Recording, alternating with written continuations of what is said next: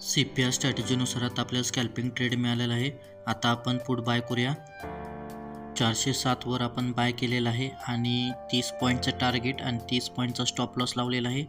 Target आहे 430 आणि stop loss आहे 385। तर चला आता आपले टार्गेट हिट होते का बघू।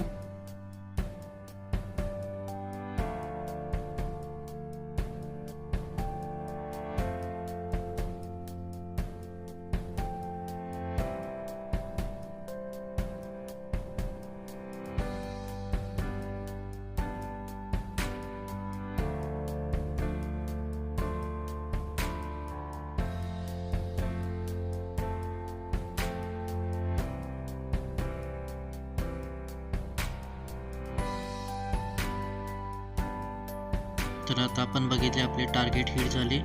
असेच तुम्हाला जर स्मार्ट ट्रेड हवे असतील तर चॅनलला फॉलो करा।